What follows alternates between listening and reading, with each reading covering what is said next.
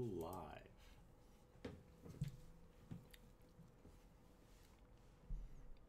All right. We are now live. Hello, everybody. Welcome to Friday evening for many of you, Saturday morning for us. Naked Famous Denim live stream coming to you from Yokohama, Japan on the internet. Yes. My name is Bezad. I'm Risa. Welcome. Welcome, everybody. It's been a quick week, I think. Yeah, I think so. It just went by like that. Yeah. Yeah, at this point of the year, we're into May.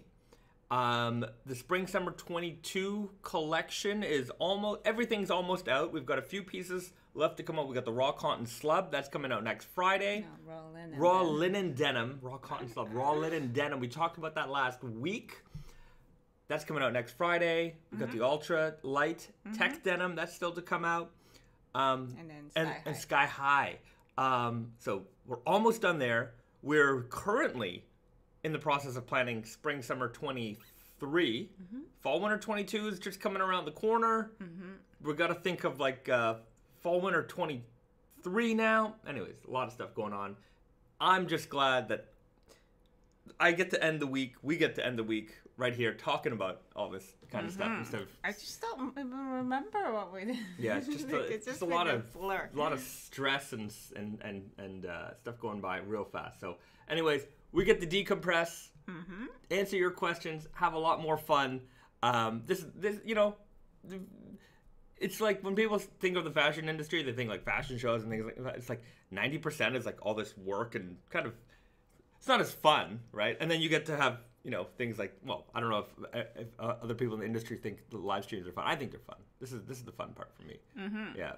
Yeah, but it's not like everybody in the industry is having live streams. No, not everybody. Just us, I think.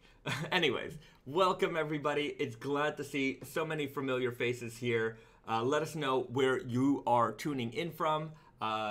All around the world, we've got Raw Denim fans checking in. We've got Rights W5. Hello from Birmingham, UK. KMX tuning in from Calgary, Alberta. Feeding My Comfort, Monster. Great choice. That James Dant collaboration. I was just trying to think. I don't think. Okay, anyways, there's some stuff in the works. There's some stuff in the works with our good friend Tommy there at James Dant. I'll let him announce it. I'm not gonna. I already spilled the beans. I mean, that basically just spilled the beans. Stop talking. All right, can't stop. AMV, Eve, what's up, Naked Famous fam? What is up, Naked Famous fam? Nicholas B.O., good morning. Friday, I'm in love. Eve, are you in love? Well, Congratulations on love. We love love. Francisco Michael checking in from Chicago. Welcome. Lucas Lanier. Howdy from Portland. Howdy. Cameron Smith, DC as always. Thank you for joining. BD holding it down in Welland, Ontario. Thank you. Jeffrey Gale, hello from Phoenix, Arizona.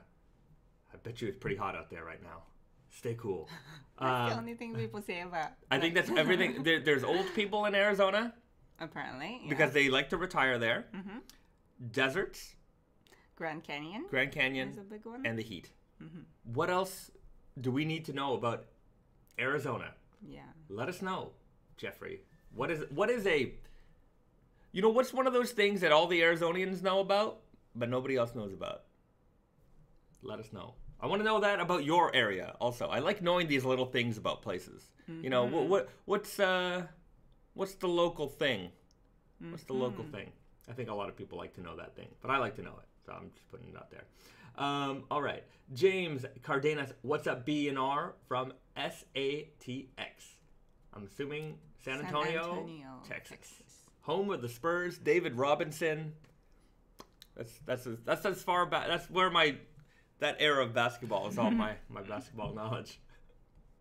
There's a French guy who played for San Antonio, I think. I'm sure there was. Somebody's gonna correct me. Brian from Pensacola, Florida. Hello. Welcome, Brian. Brian H. Arizona is known for their green chilies. Oh, all right.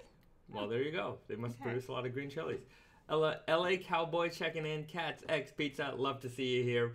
John McNutty. Hello from Rhode Island. Cameron Smith. Tony Parker. That's right. Tony Parker played for the San Antonio Spurs. He's a French guy. Doesn't sound French to me. Yeah, I wonder. That's it's not a very French name, but I know he was a French player. I know he was French. Dominic, just got the King of Lords, my first pair of Naked Famous Denim jeans. You made a great choice. Enjoy them. Fantastic choice. That's a great intro. Yeah, great intro to Naked Famous. Yeah. Right 75, Birmingham, more canals than Venice. Really? Well, there you go. Birmingham, UK. Birmingham, UK. More canals than Venice. Here's a fun fact about Montreal that a lot of people don't know. It's an island. It's really, a lot of people don't realize it is an island. Montreal is an island. You have to get on, or are you on the island? Are you off the island? Depending on where you live. But yeah, Montreal's an island.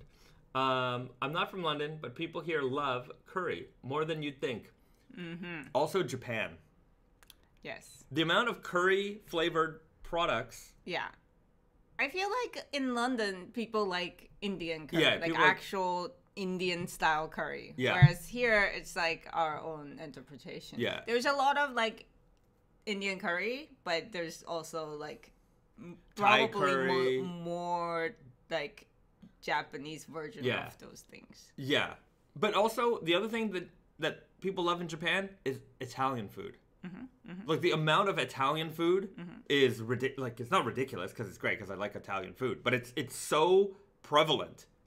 Italian food is like, I don't know if Italian people think that way about Japanese. I doubt it, but Italian food to Japan is like just it's not from our culture, but every single person, like, it just goes with the palate of Japanese people. Yeah, I think it must. It's the noodles. It's the noodles. It's the seafood. It's yeah. I don't know. It's incredible. I mean, if you might not notice it if you the thing about Japan and restaurants is that oftentimes they're in these like these like high-rise buildings, really big, and like unless you see the little like board in front of the building with like the restaurants on it, it's kind of easy to miss. It's not the same kind of thing as like North America where like, I mean, there are restaurants street level, and like I feel like with North American eyes, those are the kinds of restaurants that you see and that you notice the most. Like you can pass by 10 high-rise buildings and not realize you just passed 100 restaurants. And good ones too. Yeah. Just because you're not on the ground floor like fancy big doesn't mean it's not good at all. Yeah. Like, the good ones are often hidden in these buildings. So, pro tip: when you pass by a building, notice the sign with all the restaurants on it. Usually, just have like a picture of what like the kind of food that they're serving, but you can miss something very easily. All right, some local tips. There you go. Angel Perez cocoa curry is so good. It's not bad. I've had it a few times. Not as much as I thought I would, but it's pretty good. It's a good value. Yeah, it's good value. Yeah. Walter Smith, I love the main line salvage in the Easy Guy. Been wearing them all week in the heat of South Carolina. Well, they're certainly made for that kind of hot summer heat. Enjoy them. I had somebody on Instagram posted yesterday that the full mainline salvage tuxedo. It looked great on them. Yeah, it's nice when you have a little room in the lighter fabric. Right. Just... Oh yeah, room is essential. And speaking of room, let's get into it because finally it's here. This has been asked, I think, the most in recent streams. Yeah. What is up with the True Guy? When can we see the True Guy? Well, you can see the True Guy today because I'm wearing them right now. We just got the sample in on Thursday, yesterday, something like that. Anyways, there is, I'll just preface it with the waist is not correct. It's about 1 inch bigger than it should be, but the rest of the leg and everything else is fine. So let's take a look right now. So hopefully you can get a good view of that. Nice, easy to access pockets, higher rise, right? I got a little bit of room, like I mentioned. You got that straight leg. It tapers a little bit from the thigh down to the knee, and then straight all the way down. They're a little long. I need to get these hemmed if this is something that I'm gonna wear. This is in the natural indigo selvage, but you can see, nice wider leg opening, but it's not a huge leg opening either. It's gonna go right over your boots, no problem. Have that classic straight leg, you know, American style fit. So I'm very, very happy with these. Yeah. And I'm sure we'll be posing again at some point in the live stream for those people who are tuning in a little bit later. Yeah. So that is the True Guy. Yeah, I think it came out really, really nice. It's like, you know, it's just I like the extra room, like you said, in the seat a little bit. Yeah. You know, it's just not the tight fit. And Here's my butt. But yeah, you can see like it's not. I have enough room without it being a loose fit. Like you know, it's not a strong guy. It's not a strong guy. It's not an easy guy. Yeah. It's its own thing. It's just so. Somewhere in between that and weird guy, I think. Yeah. Cats X Pizza. Model Bayzad, any chance of the autumn-winter 2022 getting a True Guy fit, or more likely a spring-summer 23? We will have some core options for fall-winter 2022. Left-hand twill, natural indigo, solid black selvage, dirty fade, stretch selvage probably, maybe nightshade. So it's coming. Basically, we're just finalizing the fit, making sure that it's a-okay, and then we're gonna do some runs of some core styles, get it out there to the public, you know, see how it rolls. But I think that this is gonna be part of the main kind of series. So we got Super Guy, Weird Guy, Easy Guy, and then I think True Guy is going to be just as, you know, important in that sense. Yeah, and the starting member kind of like we treat strong guy, groovy guy, skinny guy like those stacked guy. They're like, you know, they don't come in everything because it's just like a B team. Yeah. But I think True Guy could be an A team. Yeah. But it's up to you guys. Yeah, it's up to you guys. Strong Guy, I felt like it might have had it's definitely not the A team. No. It's you know, not to say that it's not a good fit. It's just it's more niche of a fit, right? Like if you want a looser, relaxed fit, you know, whether it's for like a more heritage style look or even more like a street skate look, that's great. But I think the mainstream audience, you know, the classic audience is a little bit more wide. Right. It's a little too wide. They want more of a tailored look. Yeah. Right. So this fits within that realm without it being too wide. Yeah. Maybe work with Pantone to make core colors. We use Pantone references all the time, my friend. We use Pantone references all the time. Pantone's an entire... You know what? I watched a video yesterday on... there's a tech YouTube channel called Linus Tech Tips, and they bought a $10,000 Pantone color wheel. And it was like all the Pantone... Well, not all the Pantone colors, because there's a million of them. But it was these plastic chips that would have it in like matte and gloss, because I guess they do a lot of... I mean, they make stuff. I don't know, keyboard stuff. I don't know, whatever things. So, like, they said that they got sick and tired of, like, doing all this sampling, getting it back, and then it being the wrong color and going back and forth, wasting time. So they invested in this thing. And so now they have, okay, this is what the plastic's supposed to look like. When they get it in, they can color it, or they can send the chip to the manufacturer. It's very, very neat. Anyways, we're not spending $10,000 on a color wheel. But they also targeted towards like businesses. That's why it's like excessively expensive. Yeah. But even like just the booklet, it's pretty expensive too. It's like $400, $500 for that book.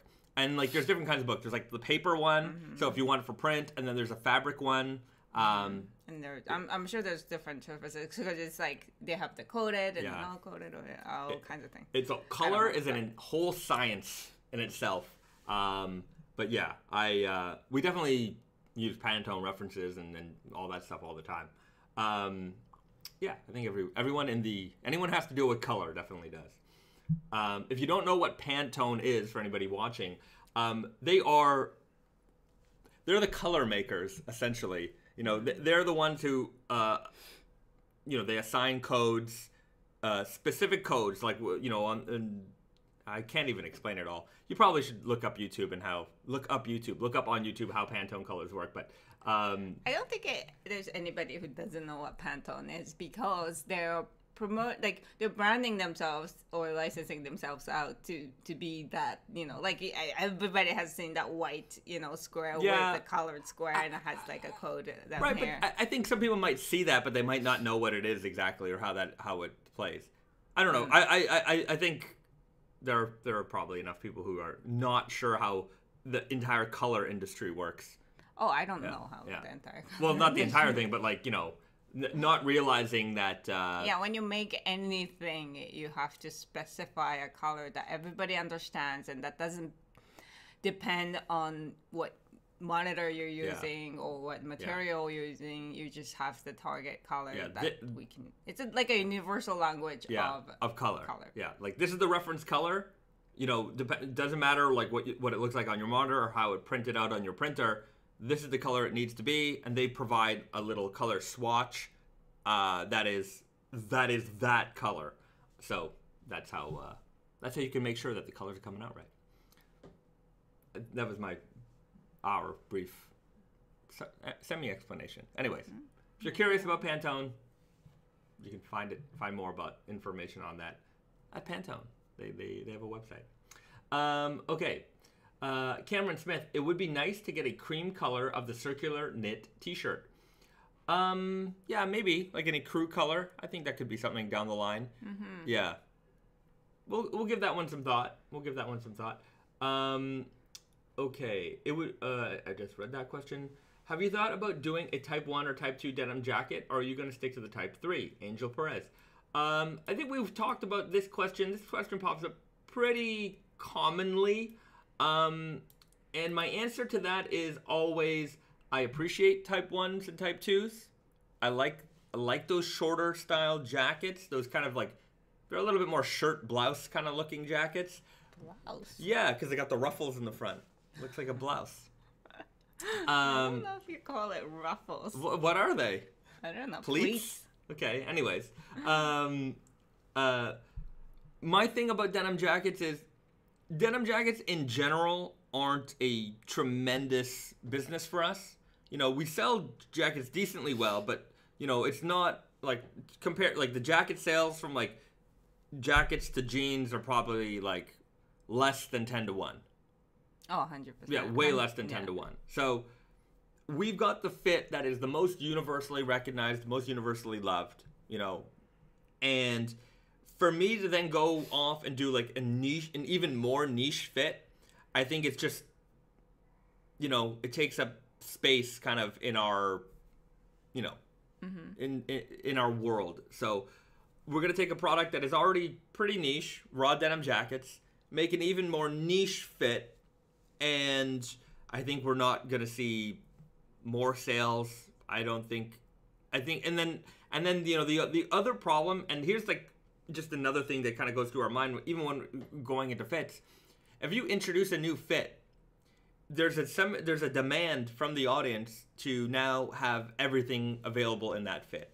And now we can't service that demand often, but you know, it's something that happens. Like, you know, even with strong guy or like stacked guy, people are like, why don't you do this? Why don't you do that? And it's just like,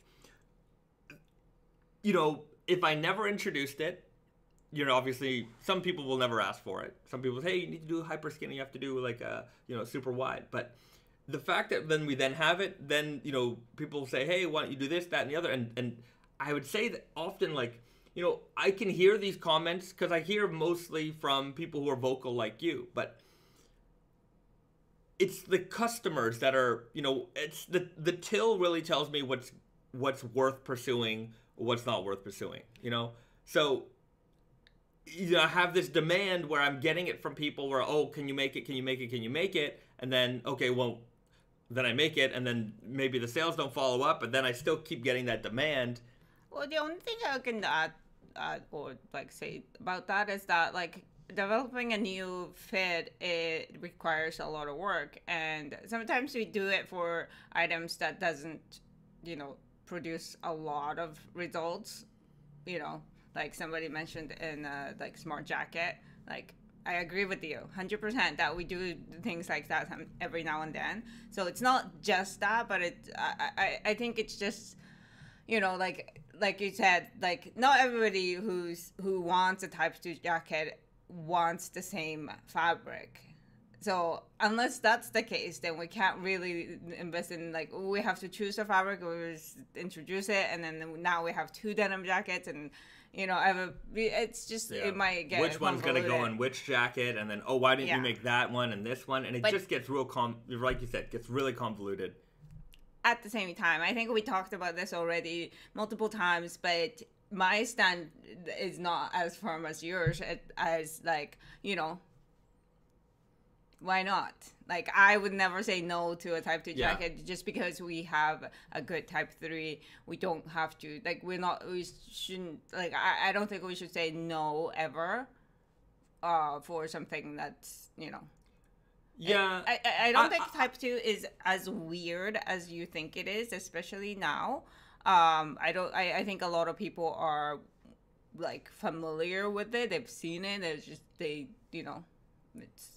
Yeah, my look, is it an absolute firm no? I don't think so. Maybe one day down the road. But you know what's been working really well for us? Chore coats, right? Like, it's one of those things where nobody was begging me for a chore coat.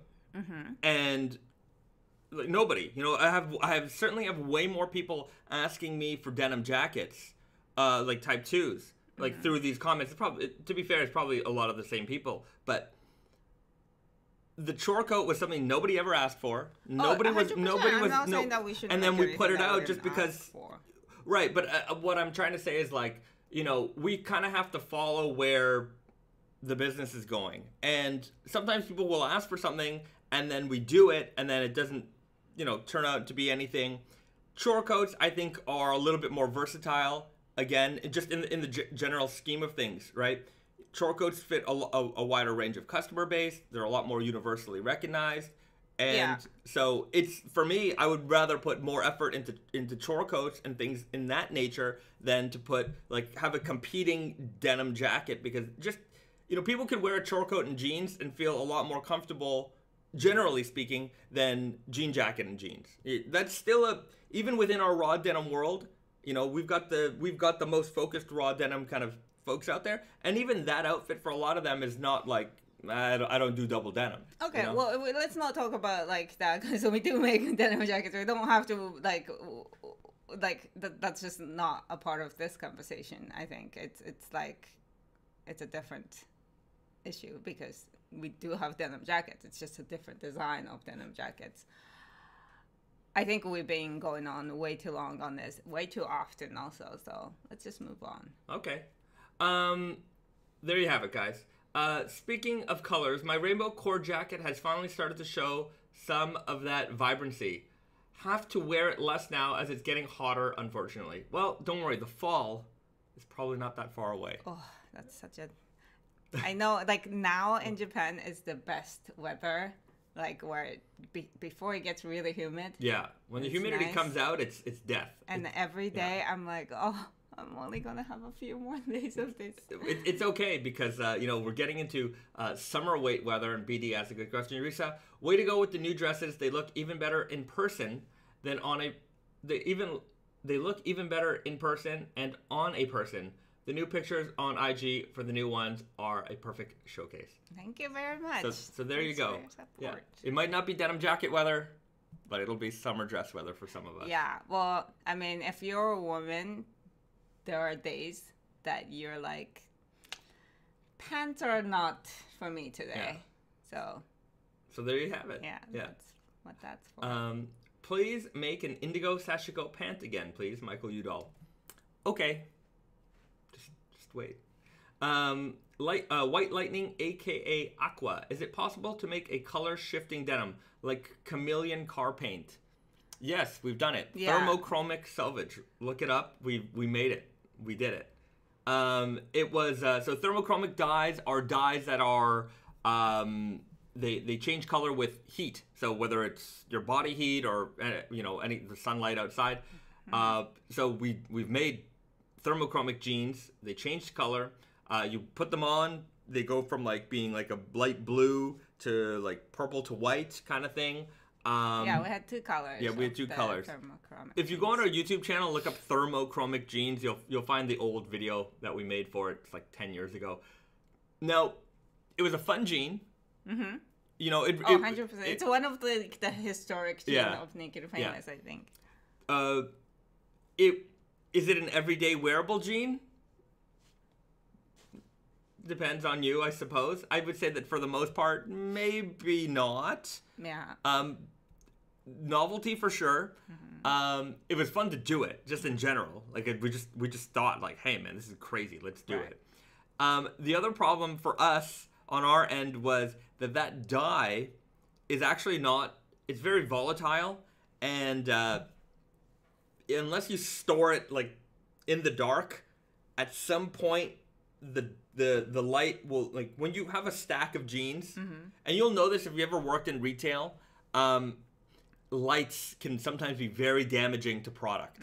So if you keep a stack of jeans near a light source, or even t-shirts or anything, you know, in retail, we've all been there where there's that pile of clothing that was just way too close to the light for like 3 weeks straight, didn't move, and then you got like these burn lines right in. So the thermochromic silage on that fold line, because of some lights, there were some damages, and it was very difficult to once it to happens, inventory. There's nothing we can do about it. It has to.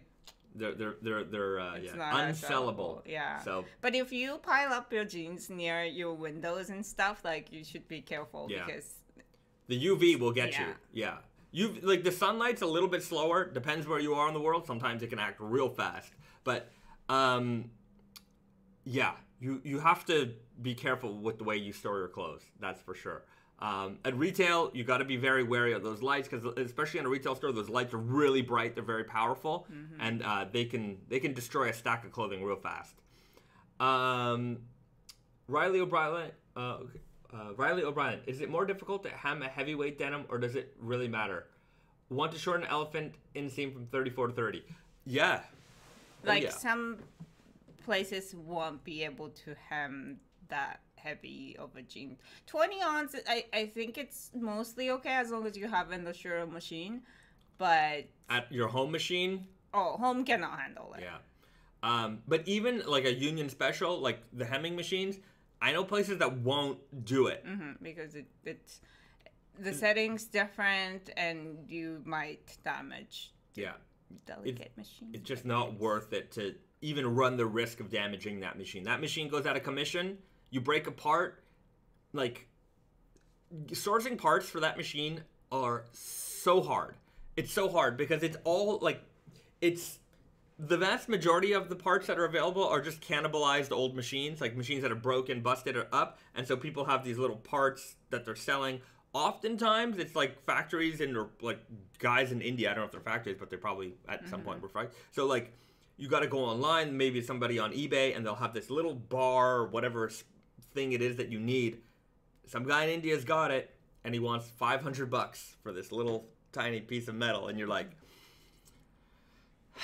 you know, you don't have a choice. You got to get it. And I mean, you know, the overall cost of it per unit, you know, as you use it is I guess, you know, it's relatively inexpensive. But if you can't find that part, then you can't find that part. And I'm sure there's some people out there making, like, you know, reproduction parts here and there, but it's a very few and far between. It's not like, you know, every, you know, in our world, they're out there, like this machine for hemming, but like in the grand scheme of things, it's not a popular machine, right? Like, I mean, there are modern machines, modern parts. Like, you go to any you know, mass market factory, right? Even when they do chain stitch hemming, they're or using chain stitch anything, they're using more modern modern things. machines. So I think he asked that you guys will be able to do it, right? And the answer is yes, because we do make them, so we hem them to begin with.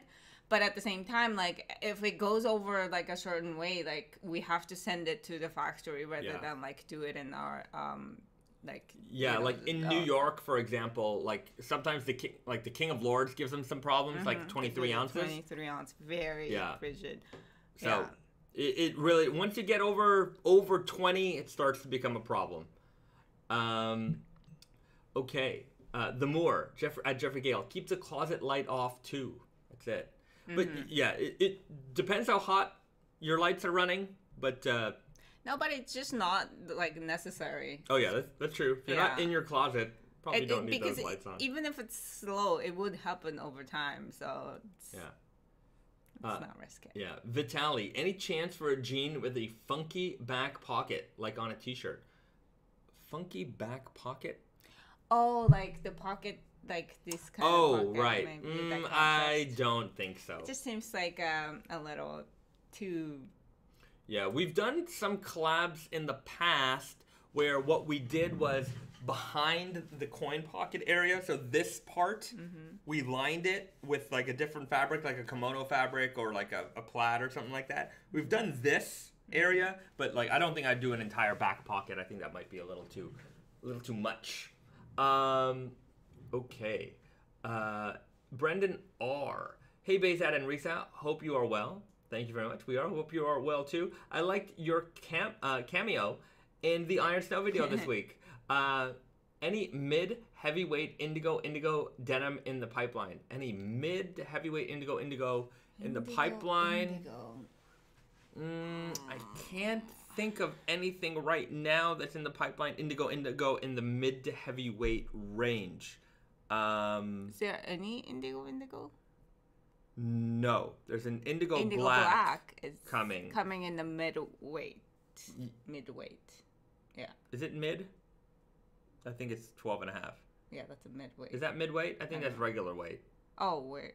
Mid, I would say like 14, 15, 16. Oh. Right? Is that what you guys are thinking? Let me know. Midweight sounds like a regular. Yeah, like for me, like 12.5. Well, maybe 12.5 is mid, maybe I don't know. I think it's pretty normal. Midweight. I don't know. Tell me what you guys define as midweight. I suppose midweight to me can mean different things based on who's asking, right? Brendan R. I was thinking 14.5 ounce plus, right? Like for me, when a raw denim guy asks me midweight, it just pushes things up a little bit higher, right? Like when a normie asks me for a midweight jean. Yeah, I think we also like define midweight on our website as 14 to 16 or something like that. I remember doing that. It's just like, you know, like I wasn't thinking, but to me, like middle is the midweight, whereas like the most common weight, which is 12. Yeah, right.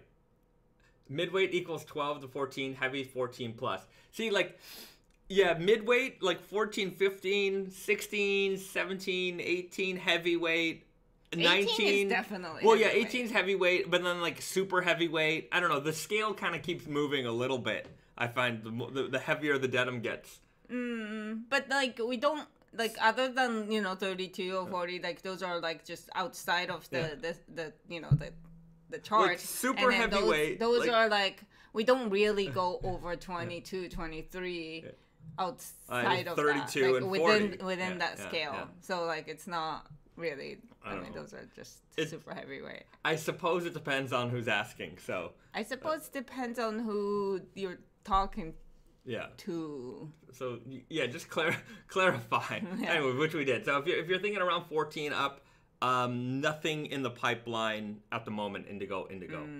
I haven't done indigo in a while. We haven't. What the Blue Thunder? That was an indigo. Or was that indigo black? I don't remember. Blue Thunder. Indigo black, wasn't it? Was it? I don't remember. Anyways, there's too many. Dude, you have no idea, guys.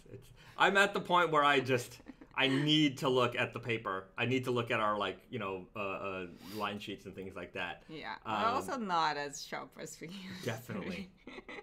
I go old. Blue Thunder was indigo by black. Pedro Cortez. There you have it. Dude, I have notebooks everywhere. Like, everywhere. Just, like, everything needs to be written down. And, I have literally there's like 4 notebooks that are currently going. And... yeah, unless I write it down, it's definitely gonna get forgotten. So, this is, I know my limitations are these days. Vitaly, weight can also be deceptive. Lower weight but tight weave can feel rather heavy. Yeah, I think it's the rigidness that makes it feel heavy in that respect. Yeah, the tightness of weave has something to do with the rigidness, which has something to do with the feel. Yeah, it all kind of blends in together. Okay, Pedro Cortez, that's my jean. I'm working so hard to get some honeycombs. Oh, that's on the Blue Thunder. Just do some squats. Yeah. Just sit in that squat position for a bit and just really let them really let them settle in there. Okay, Philip Ejzak. Definitely screwed that up. I would love to have a way to sort by weight on Tate and Yoko. Yeah, we could probably. Yeah. There's an there's a way to There's do it. a way to do it's just that like then we have to now really define the. Well, if we just put the exact weight in, and then on the side, like on the side on Tate and Yoko where you can like organize by fit, we could probably have another one organized by weight. Yeah, between. Yeah. Like. And then you just have to put in the under 9 and then like 10 to 12 and. Yeah, I guess we could organize it like that. Or you just put the exact ones, but then the list might get long because you get like a 12 and a half, 12.7, no, 12. No, yeah. That's not how to do it. Okay. So we'll work on that. How about that? We'll work on that. Josh J. Ooh, a Naked and Famous UFC collab? I'd do it. I don't know what that would look like. Yeah, like, I mean, it would have to be just, like, not specific fighters, just, like, Yeah. You know. I don't know. It'd have to be, like, a Naked and Famous Denim tap-out collab. Yeah. It'd be funny. I don't know what that would look like. Yeah, like, if we did, like, a pro wrestling collab, at least there are characters, you know what I mean? Like, if you think of wrestlers as characters, like, in a comic book, then there's something to work with in that space. But UFC, I don't know what a collaboration with them would look like. Octagon jeans. Or something. Yeah. No rules. UFC 1, like old Zuffa. Not Zuffa. Who owned it? Was it Zuffa before? Anyway, I don't remember the name of the company. But the original UFCs, no rules. Yeah, but no time I don't know limits. what that means in denims. I don't know. I don't know what that means in denim world either. Yeah. No, that is raw denim in a nutshell. No rules, no time limits. Everything goes except hair. Hair pulling was allowed. No eye gouging. No eye gouging. No biting. That was the only rule in like the first couple of UFCs. 3 fights, 1 night. That was also insane. I was very much a early. I mean, when I was a big martial arts guy when I was a kid. Subscribed to Black Belt magazine, all that stuff. And when UFC came out, it was just ending all the debates. Like, who would win, a karate guy or a taekwondo guy? Like, a boxer versus, a sumo wrestler. Like, well, here you go. Like, let's see how it works out. And, there's some, like, freak show factor in that. It was incredible. And then the fact that it was like a tournament. So it was kind of like watching Bloodsport or Mortal Kombat, like live. I'm like, this is real. And for those people who've never watched early UFC, nowadays, obviously, you prepare for a fight, you fight, and then that's it. And there's very strict rules. Right. But back then it was, okay, tonight we're having a tournament, and it's a bracket, and you will fight. If you win, you're probably going to have another fight in the next 45 minutes. So whether you have an injury or not, if you have an injury, you can decide whether or not you want to fight or not. But, like, people were fighting 3 fights in 1 night, which is insane. Like, yeah. 2 fights in 1 night is insane, but 3 fights in 1 night?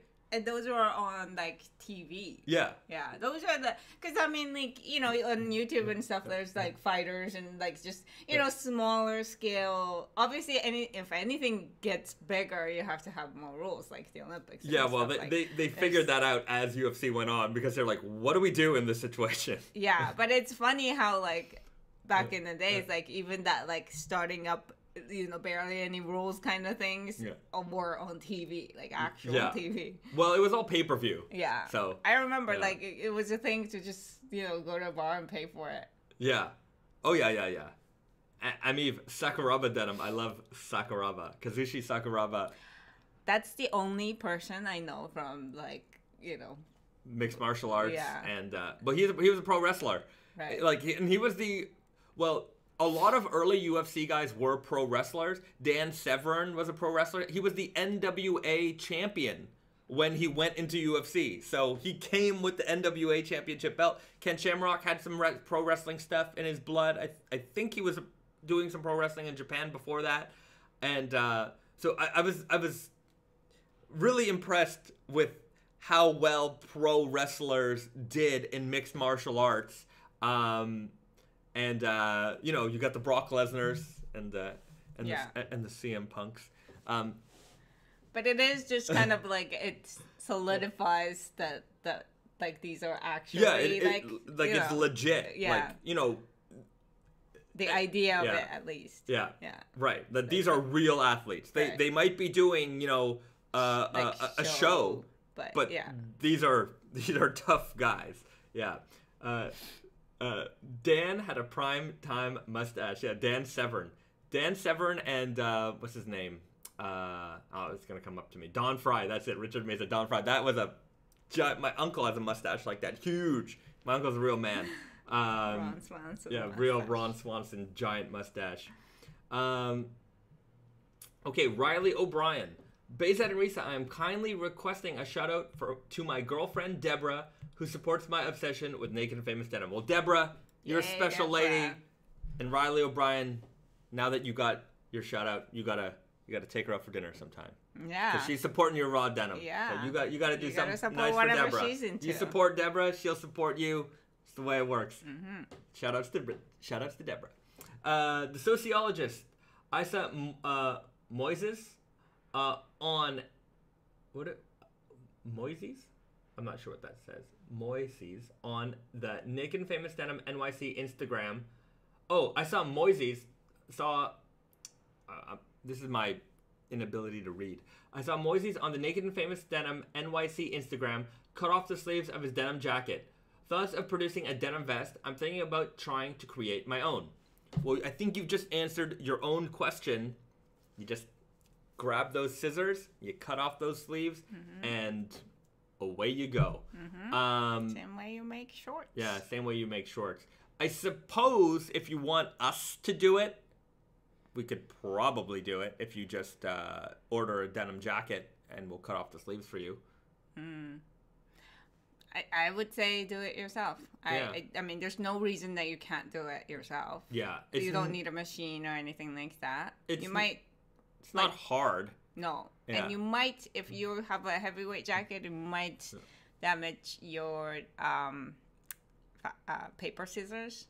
So maybe invest in the fabric scissor. Yeah. But those are like dollars. They're not expensive. Like really good ones can be expensive, but like even the ones you get at the fabric store or like even the dollar store ones. Even the dollar like in Canada there's a dollar store chain called Dollarama and they have fabric scissors. They're actually not bad. Like like we sometimes use it because we don't have to worry about like sharpening it and keeping it for years. I don't know. Yeah. Sometimes like straight up, it's just a pain in the butt to go get your scissors sharpened, and we just go to the dollar store and buy new scissors. And like there you go. Yeah. Like, just use them, and then when they're done, and you go get another pair. But it's important to separate your paper scissors from fabric scissors. Yeah. Fabric scissors need to be really sharp so you can get nice, clean cuts. Jeffrey Gale. Got some vulgar threes, and they're pretty big in the waist to the point of scrunching a lot with a belt. I tried dipping the waist in water while a hot dryer do the trick. No. You're not going to get that much shrinkage out of jeans. If they're really big, they're really big. You know, the belt might do the trick for you. You can also head over to your tailor shop. You could probably take in a good, like, inch at the tailor shop without it being weird. Yeah. And that's really good tailor can take off, like, a lot. Yeah. Like, you know, it takes a lot of work, so it might get expensive. I'm not sure. Yeah, it shouldn't be too much money, but they're basically going to cut a little V in the back. They can do it pretty hiddenly also, but I would... If you're worried about the waist, like if it's an inch, you're not going to get an inch shrinkage. And even if you did, it would stretch right back out. Not that you would get an inch shrinkage, but any shrinkage that you do get by just trying to dip the waistband in hot water, it's going to be very temporary. Take it to a tailor shop. They can get those fixed for you. No problem. James Jones, Emperor of Slub in Indigo by Navy. Yeah, we have to come up with the next iteration of like the King of Lords, Emperor of Slub, King of Slub kind of thing. So, good. Indigo by Navy. Yeah, like a navy. We've done indigo by navies before. It's like navy reactive dye, in indigo warp. Yeah. Yeah. What was It's like the Slub? Emperor of Slub was indigo by indigo. Indigo by indigo. Yeah. Okay. Sorry. Yeah. Just forgetting Yeah. everything. If you cut 40-ounce denim into jorts, will they become 20-ounce jorts? No, they will still be 40-ounce jorts. The overall garment weight will drop, but you know, I was reading old catalogs the other day, and like early 1900s, like Sears catalogs type of thing. And one thing I found interesting was when they were selling fabric, they would talk about the weight. Heavyweight 9-ounce, heavyweight 8-ounce. They always talked about it in terms of weight for the raw material. But when you were buying the jean, oftentimes they just called it a heavyweight denim, and then they said the weight was 22 ounces. But what it was before, like, and if you were to read that and not understand, you know, what that meant in those terms, they would say shipping weight 22 ounces, meaning that the garment weight was, you know, 22 ounces because it was obviously a mail order catalog business. So they would charge you based on the weight of the shipping. So I can see how some people might look at an old catalog and be like, oh, they made 22-ounce denim back then, or, you know, whatever. It's not the case. So I found that kind of neat. Okay, Cookies and Cream 3. Maybe. Well, the Cookies and Cream denim was pretty nice. Yeah. Yeah. We kind of forgot about it. Yeah. We did 2? We did 2. Black with... Yeah, black with white, and then we did like a white with a black. Yeah. Venomous Teddy, I was young. My family gave me fabric scissors to use in school. Well, you know, as long as you use them for one thing, I guess. Yeah, I guess cross-contaminating materials will dull your blades. Not good. Not good. Don't cross the streams. Oh, how hot. Any way to get those wooden Naked and Famous branded hangers like the ones at the Naked and Famous Denim NYC store? They look so nice. No, they're not for sale. Let me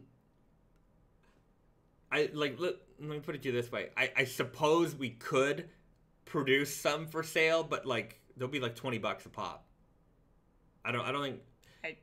I don't know if that's. Yeah, I don't think it's like. I don't think you should put a price on it. Yeah, but I mean they would be expensive. Like they're not. Would be expensive. Yeah, and $20. I'm not sure. Like that's the price for it.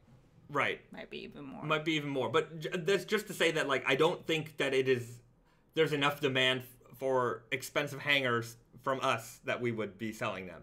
So. We also just like we don't want to put our logo on everything.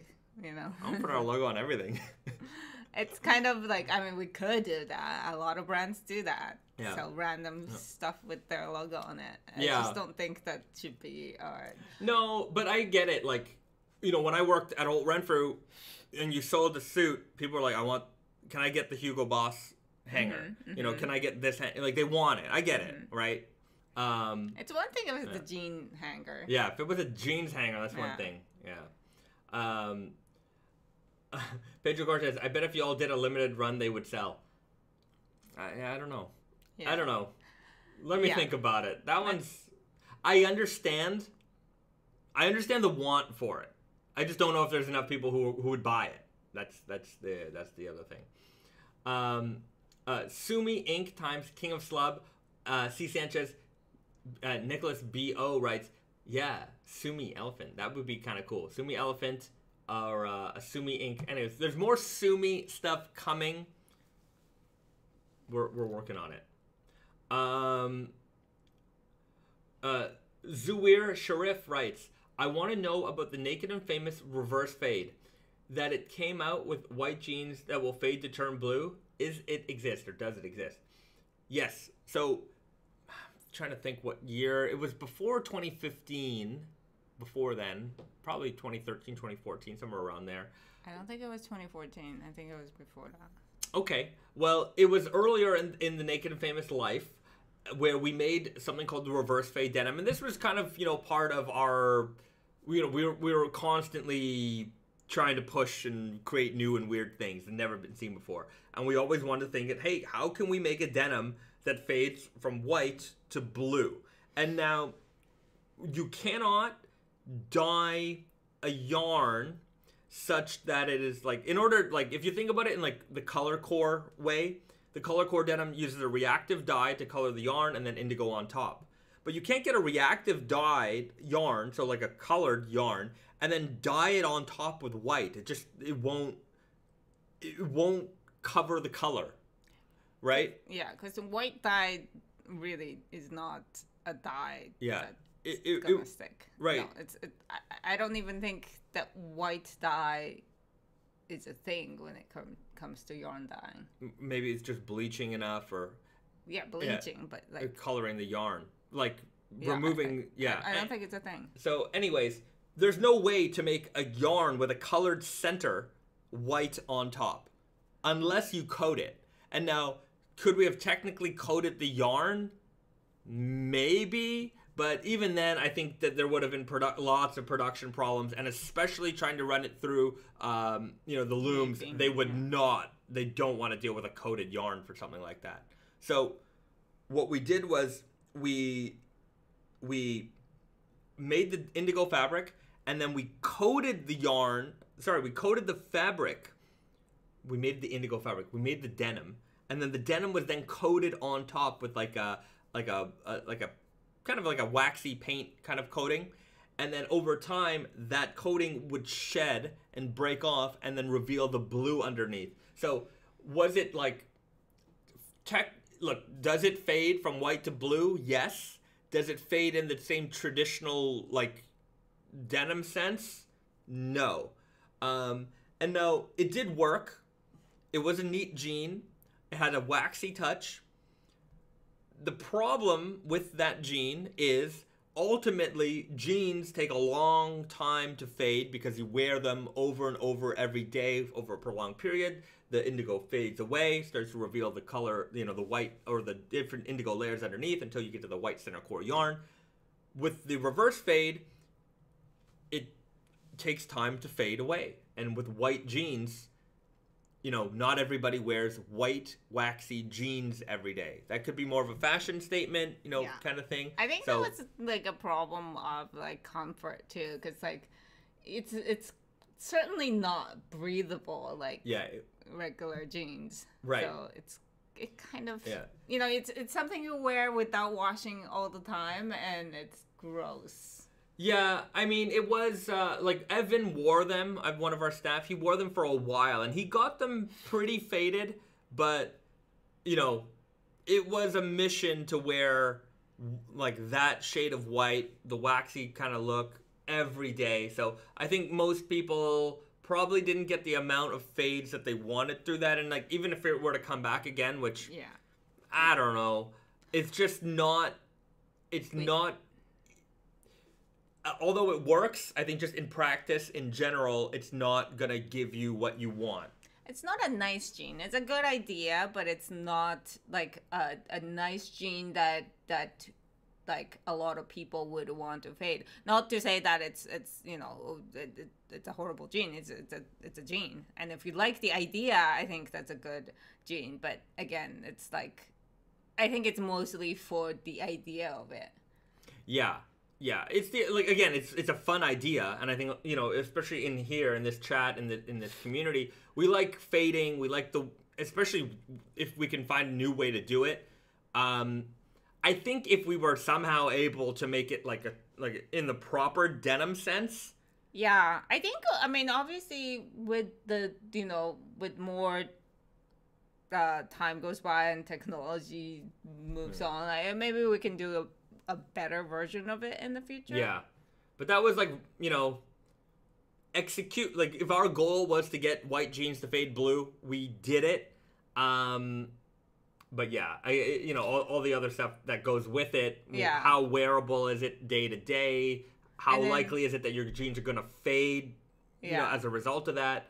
And regular jean fades like one way, but then like white coated indigo reverse fade denim would fade to blue and then fade to white again. Yeah, so there's that also. Yeah. So interesting jean, definitely one for the ages. But I don't think it's a classic in that sense. You know, it also doesn't have the same kind of you know, we talked about the thermochromic. Like in the Naked Famous Denim history, in the Naked Famous Denim lexicon, the thermochromic I think is a much more important, you know, weird creation than the reverse fade. Like if I were to rank it, I would put the thermochromic. 100%. Yeah. Scratch and sniff is glow in the dark. Yeah, glow in the dark. Glow in the dark, thermochromic, scratch and sniff, I think are like the top weirdest. You know why? Because they work right away. They work right away. When you got those thermochromic jeans, you put your hand on it, it faded, right? When you got the scratch and sniff, you scratched it, you smelled it, it worked, right? The glow in the dark, it came with the little, and that's why it came with the little light. You know, we purposefully ordered these little UV black lights to ship with the jeans so that when you could draw on it, you could see it glow right away. We wanted you to be able to use it. We didn't want you to like hold it up to a light and then go and take it to a change room and see it. We wanted you to see it. But the reverse fade, like, without damaging the jeans, you can't show it to anybody. Yeah, so it was like... Well, I mean, to be fair, it's the same thing with color core denim, but... That's true, but that's true. That's true. Yeah, but color core... is a little bit more true denim than it is like, you know, weirdo jean, you know? So yeah. Electric Bamboogaloo 2. Has any toy company approached you guys to do a collab? I would love to see a Masters of the Universe one happen. To be fair, that specific one did reach out to us, and yeah, we had a lot of projects going. We just didn't know if that one was the right one for us. I think my top toy cartoon collab would be Ninja Turtles. But yeah, we get approached semi-regularly. There's probably, you know, a pitch every month or so from someone. And look, there's only so much time for us to develop things. You know, we're still working on JoJo's. That's actually coming. I think everything's kind of, it's still in the approval phase, but Brandon told me everything's kind of moving smoothly. Well, I think we got approved. Like we moved forward to a next step. Yeah. So coming. It's moving, yeah, it's but moving. it's very slow move. Very slow moving. Venomous Teddy, you turned down He-Man. Damn, Skeletor denim. It's you know, we do have to turn down things from time to time, and it's also timing. Like, there's only so many projects we can take on. It takes a long time to develop these fabrics. It takes a long time, and especially if you're working on one thing, you've got, you know, we've got stuff lined up. So it's like, where is this going to fit in the calendar? Yeah. And also, we have to be able to make a good product. Yeah. With that idea at that time. Yeah.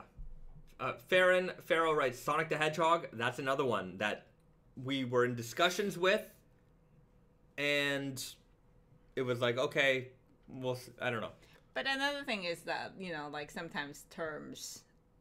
Yeah, the terms of the agreement are certainly something you have to consider. Yeah. So sometimes they want a lot from us, more than what, you know. The thing is, a lot of these companies, they think they're dealing with Walmart. You know, they think they're dealing with like printed T-shirt level of volume. Yeah. They might have heard, oh, here's this cool brand, let's go approach them. And they don't realize, like, we might make a lot of noise. You know, they see it, we got a lot of followers here, we're on blogs and things like that. I'm like, okay, let's go approach them. And they think we're the size of, you know, Zara or, like, some massive company. I'm like, no, guys, we're niche, we're small, we make small batch productions. You know, what you're asking from us is, that's what you're asking from Kmart. You know what I mean?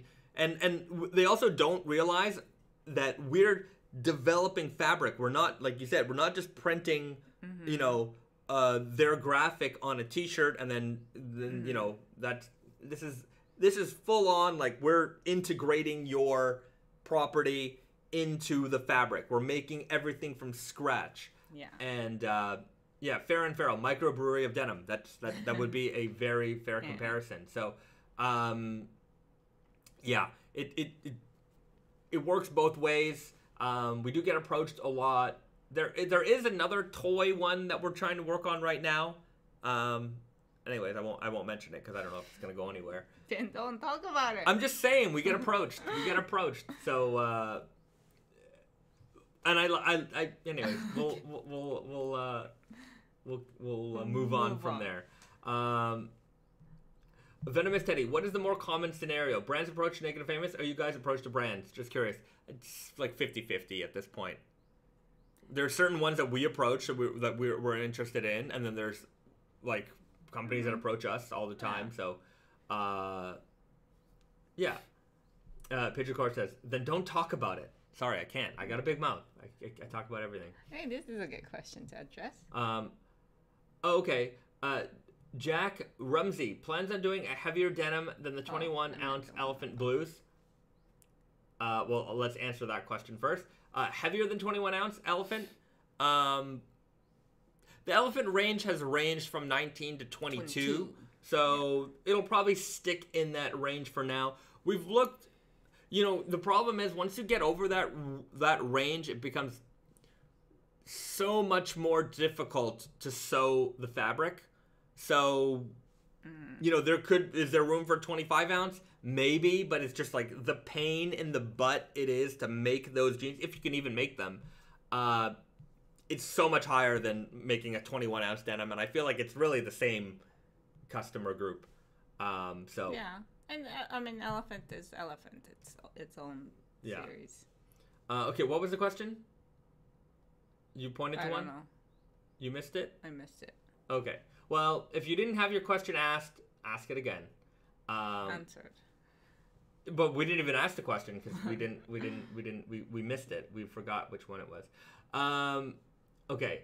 Oh, this one it came up again. Okay. Hey, Bezad and Risa, how does water temperature affect jeans when you wash them in terms of shrinkage and fading? Okay, so water temperature. Think about like as far as fading goes, anything that agitates the denim more fading, right? So hot water agitates fabric more than cold water, more indigo loss. Yeah, I mean, if you think about it, hot water wash, you can take off more dirt than cold. if you wash it with hot, right? So it's the same thing with indigo. You're dealing with indigo is not a dirt, but it can take off more. Right. And just furthermore with the agitation, like depending on like how strong your cycle is, or like the detergent that you use, that's also what else you put in the wash too sometimes. Yeah, so it's hard. Like there's no exact science, but compared to cold water, hot water will take off more indigo. Yeah, as well as it will shrink it more.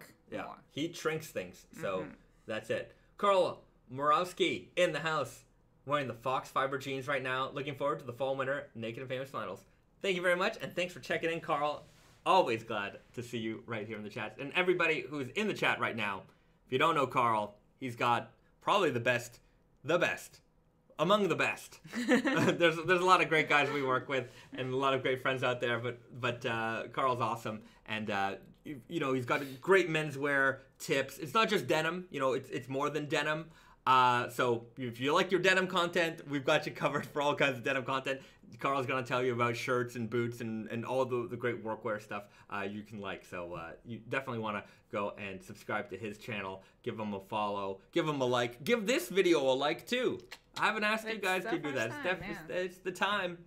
Hit the like button, everybody, if you like what you're watching. And subscribe to our channel if you want to be a subscriber. I guess that's the whole point.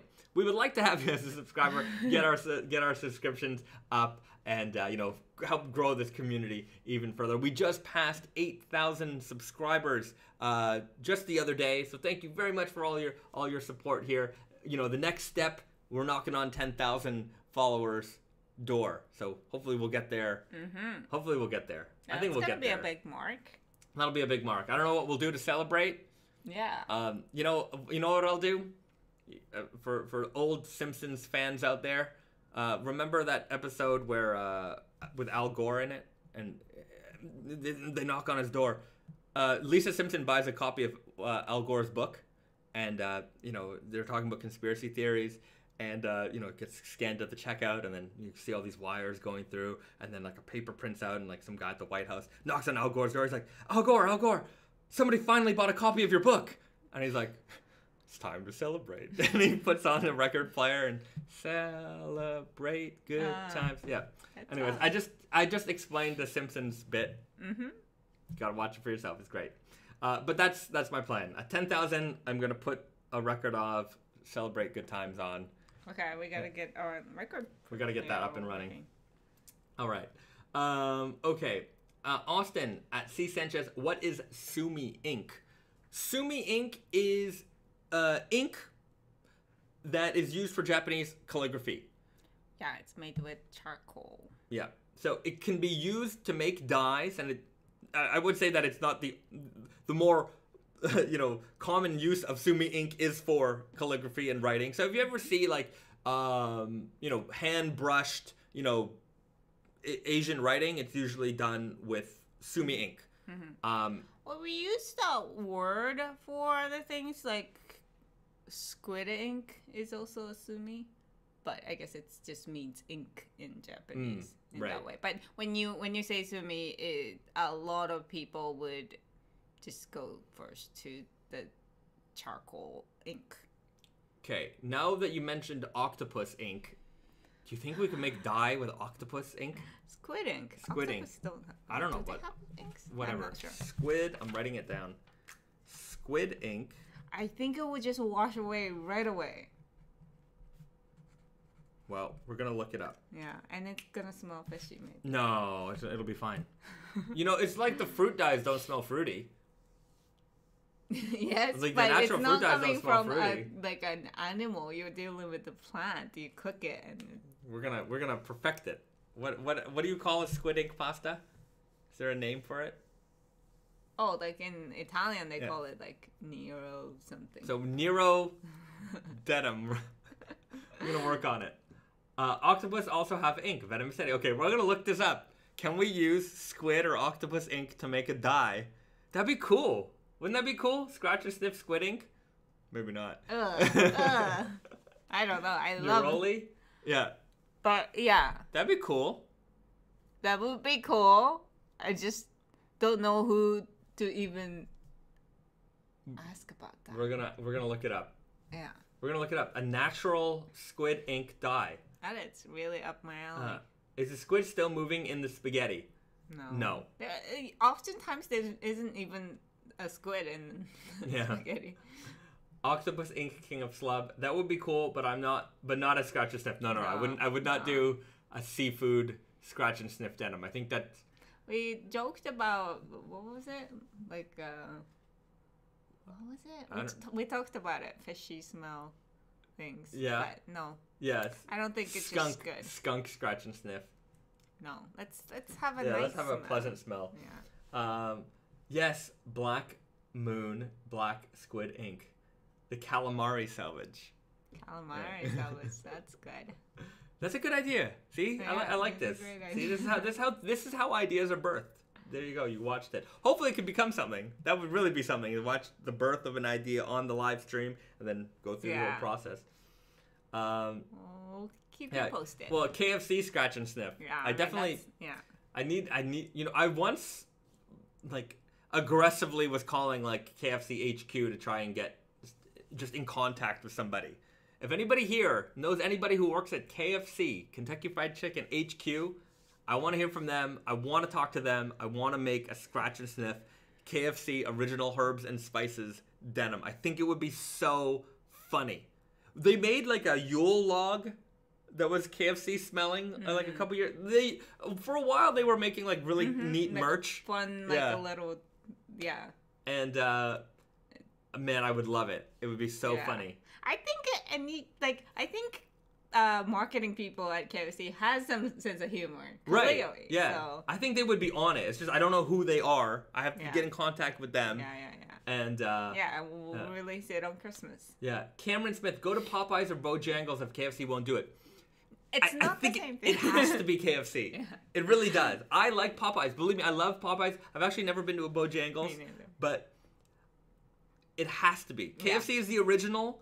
It needs to be iconic. Yeah, and their smell is iconic, right? Like Popeyes is, it's fried chicken. Right. It's good. It's good, right? If you like that kind of stuff, it's good. It's recognizable for sure. Yeah.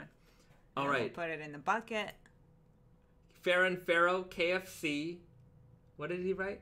Wearing KFC cologne. Yeah. Is how I attracted my wife. Well, there you go. Everyone loves the smell of KFC. KFC would be more. KFC is more world renowned, right? Yeah, it definitely is. Although I heard that on the American base here, there's a Popeyes. I don't have access to the base. I have to have a friend who works in the military to get us onto the base. But apparently they have all the American stuff that I want. Yeah, they have like the supermarket filled with regular American stuff. Yeah, like, it feels like America. Yeah, in there. I need if you're in Japan and you're on the military base. Yes, let's be friends. I want to be your friend. I definitely want to take advantage of your military base's Walmart or whatever it is on there. That would be cool. I don't think there's a Walmart. I've only been to one in Yokosuka, but I don't think they would a Walmart. But it was a pretty sizable supermarket. Uh-huh. Forgot what it's called. Anyways, let us know. I need to make American military friends here in Japan. Your helicopters fly by I don't know, it might be... No. In our area, it's like helicopters every couple of hours flying by. Why is it all... It's still always... It's not always American. It's Japanese. It's probably rarely too. American. Yeah. But, man, those helicopters are loud. Sometimes at night, there's 5 or 6 of them, and they're just I've seen them in formations around here. I'm just, guys, I'm late. Keep it going. Take the bus. Okay. Tactical Cupcake. Going to Japan to hang out in a Walmart. I have to say that any country you go to, going to the grocery store or a store like that, it's kind of fun. I really do enjoy it. And you have to understand, we live here. So when we lived in other, America or Canada, we didn't miss these things, obviously. But when we go back to Canada, we're so excited to go to Walmart. Yeah, or a big grocery store. And when we lived in Canada, we were so excited to go to 7-Eleven here. Yeah, it's true. Yeah. The store on the military base are called Exchange or PX. Yeah, PX. PX, interesting. Pedro Cortez for the KFC jeans. Chicken skin patch. We could probably find chicken leather. I've never seen it. I think it's a thing. I think it's a thing. I'm sure it is. Yeah, it's probably possible. Probably a thing. Yeah. All right. I have a few friends traveling to Tokyo this summer. Would love some recommendations from Japan locals. Tokyo this summer. Where to go? Somebody said Tokyo Hands. Go to Tokyo Hands. It's a good place to go. Go to Tokyo Hands. It's a really interesting shop because they kind of carry everything. But you have to go to if you're going to Tokyo, you have to go to one in Shibuya or Shinjuku, a big one. Big one. They have smaller stores everywhere nowadays, and those are not as fun. The one in Shibuya is really fun to go to. Mm-hmm. The one in Shinjuku, the one in Shibuya is it's in that mall. It was in that tall building. What's it called? It's right across the street from the station. One in Shinjuku. Yeah, the one in Shinjuku. Yeah, the one in Shinjuku is in Takashimaya building. Takashimaya building. So it's a luxury mall. Yeah, Shibuya one is freestanding. Yeah, right. And it's just more, I don't know. Yeah, and also Don Quixote. Mm-hmm. Don Quixote is I would say, it's kind of it's hard to equate it to anything that we have in North America. They kind of sell everything, but they also sell a lot of weird stuff. And they tend to have some import things as well. Mm-hmm. But you could buy, I don't know, cheap computer peripherals. You could buy a TV. You could buy all of the makeup. They have all of the makeup. They have all of the snacks. It's a weird store. They literally, some of them have grocery stores in them. It's like a weird Walmart. It's like a bizarro Walmart. Mm-hmm. You could buy a Louis Vuitton bag there. Mm-hmm. They have a whole floor that is secondhand luxury goods, which are all kind of mint condition. Yeah, it's fun. It is fun because it's also like usually their stores are really cramped in. Yeah. So like you feel like you're like just kind of walking through like a madness. They're so cramped. They're really like the aisles are like one person, like so you're just bumping into people as you go. It's definitely part of the atmosphere. Yeah. And it's a good place to buy souvenirs for people. Yeah. And they do have their jingle playing nonstop. Dawson has here. My head, Don Donkey Don Quixote. It just plays non-stop. Yeah, it drives me crazy. All right. Electric Bamboo Glue. We have Dion Q's in Hawaii. It's fun there and also weird. Probably don't. Oh, Don Quixote. Yeah, there's a lot of Japanese stuff. There's like Lawson in Hawaii and stuff too. So yeah, big Japanese population. They bring it. You know what else they have in North America? Some people might not realize it's Japanese, but book offs are around America. I've seen them in New York. I know they have them in California. And round one like entertainment centers like bowling and arcades. Round one? Yeah, they have them in America. Really? Yeah, I didn't know that. Yeah, it's another Japanese company. Junior, I bought so much junk food at Don Quixote. Oh yeah. Oh yeah. Michael Udall, make a color core elephant, please. And what's the next color to come out? The next color to come out is the red gradient core. I have it right here. Let me show you. Yeah, that's coming out in fall 22. Yeah. I don't know. Did we like faded it? Yeah, I don't know if I did. Hold on. I'll show yeah, so what the gradient core is that like the core color of the warp is not just one shade of red. It's multiple shades of red. So as you fade, obviously the fade is not going to have a uniform blue look to begin with, but it would also even be more varied colors once the fade comes out.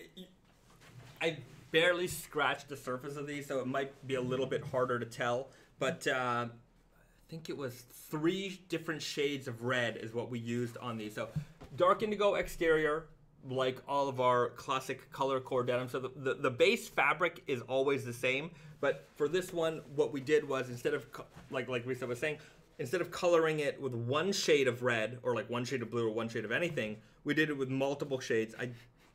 Yeah, you're not going to see it here. I mean, I just scratched it barely with like some sandpaper, but I don't even think it's showing up. It's a little overcast here, but over time, I mean, you've seen how these color core denims have faded, and you're not seeing it. It's too dark. We need to have a better example. Yeah, but we'll have it by the time it comes out, and you'll see that there will be multiple shades of red throughout. So it will be quite nice. Oh yeah, and the leather patch is amazing. Look at that leather patch. It's a pull-up leather, so you can see the leather patch changes colors too. Another preview for today, another fall winter preview. I don't think we talked about this too much, but so everybody knows this jean. Everybody knows the left-hand Twill selvage. It's one of our best-selling jeans of all time. Dark indigo, 13.75 ounce weight, left-hand Twill construction. We talked about Twill construction last week, and you can tell it's a left-hand Twill denim because when you look at the Twill direction of this fabric, it starts at the top left, goes down to the bottom right. So when thinking of, because we were talking about, different plays on kind of classic Naked Famous Denim jeans. So, maybe we can do a color core elephant, or, what would, a scratch and sniff, Japan heritage look like. So, this is sort of the mentality that's going through our brain right now, because we have a lot of these classic, at this point, we're actually going into our 15-year anniversary. So at this point, there's a lot of classic and naked and famous denim products out there, and, how could we remix basically the left-hand Twill? This is a denim that everyone knows and loves, so we did the broken Twill version of it. So, and this is one of those fun debates, because oftentimes we say to ourselves, oh, well, left-hand Twill, I'll tell you why we did broken Twill first, but, oh, left-hand Twill, it fades like this. or it's softer. But whenever we're talking about that, we're talking about equivalent fabrics. If you use the same yarn, the same everything, you know, the left-hand twill construction and the right-hand twill construction, well, how would those fade differently, and how would those, you know, how would the texture differ? How would the fabric look different? And so those debates happen all the time, but you never, ever, ever see anyone doing the equivalence. So we did the equivalence. And now we started with the broken twill version, if you want to hold that up, and you can see right away, right? Yeah. Sorry, the cameras. You can see just how much darker the denim is. And that's because on a left-hand twill denim, this is a 3x1 construction. So you see a lot more of that weft yarn, that white weft, you know, showing through the front face of the fabric because there's more room between these twill lines here. And with the broken twill, because it's a zigzag kind of weave, there's less of that white that ends up showing through on the front face of the fabric. So the denim itself looks darker. So you can see it's just as white on the inside, but just because of the way the fabric is woven, the warp looks darker. So despite the fact that it's the same yarn, the twill construction makes a difference. And then we're also going to be able to compare the fading differences of these over time. So I think it's a fun way to enjoy a fabric that we've seen so many times faded. Now we're going to make the actual equivalent. We'll see the equivalent differences. So I honestly didn't expect the color to look so different because it's not just the, like, you know, it kind of gives you the different, like, shade, which obviously is like, you know, it's the same blue, same exact blue, but it's just like, it looks like there's more, like, I don't know, like a warmth coming through from this. So it's interesting. It's very interesting. This is coming soon. I think it's going to be, it should be pretty popular, especially for those people who are left-hand twill fans. It's another way to enjoy that. At some point, we will do a right-hand twill version of the left-hand twill. We'll have the trifecta going on, left-hand twill. So we're calling it we're calling this series of jeans where we're kind of remixing them. Could have called it the remix, but we called it the offshoot. So this will become the offshoot broken twill selvage, and we'll have the left-hand twill. At some point, we'll have the offshoot right-hand twill selvage.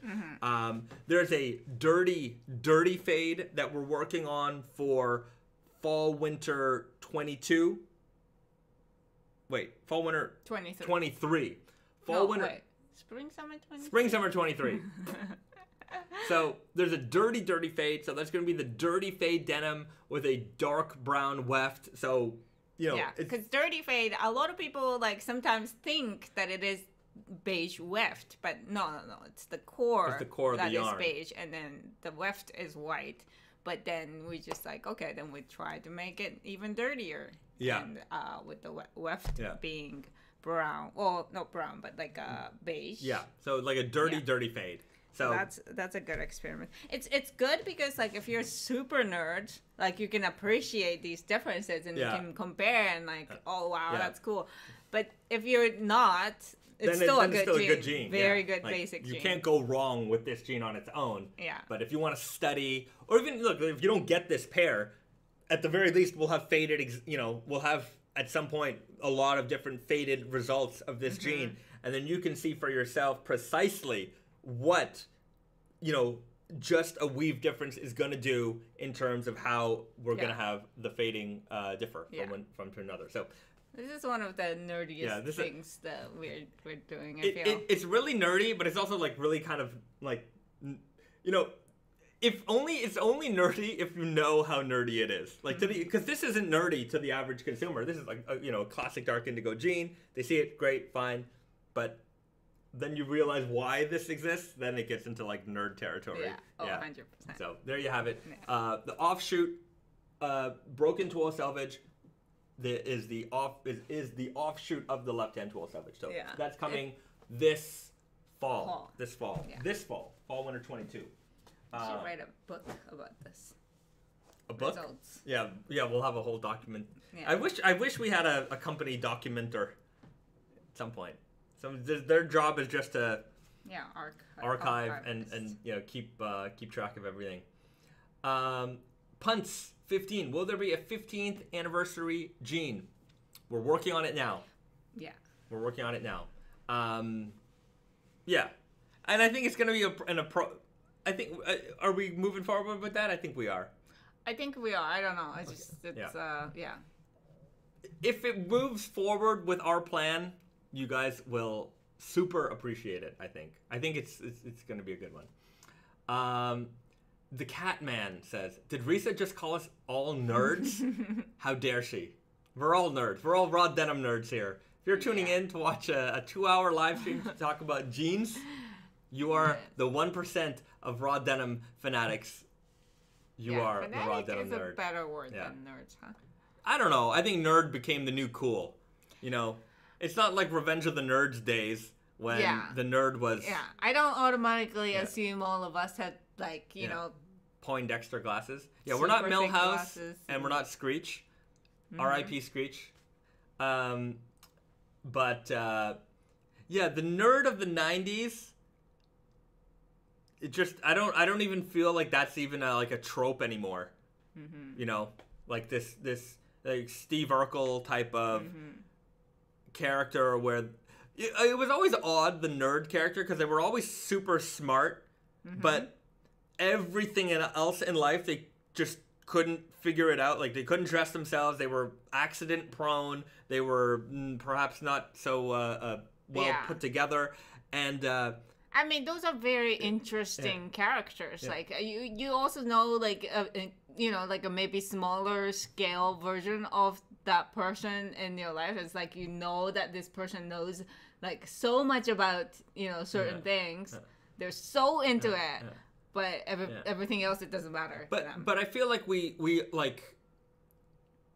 started to really appreciate intelligence in a way that like we didn't look down on it. No. And especially like even with athletes, like like a guy like John Cena. John Cena's like, he's a muscle bro, and like if it was like a 90s trope, you would think he was a dumb guy. He's not. He's very smart. So it's interesting to see like this beautiful meld of like, intelligence and brawn also coming together at the same time, because I do find that we see that a lot more.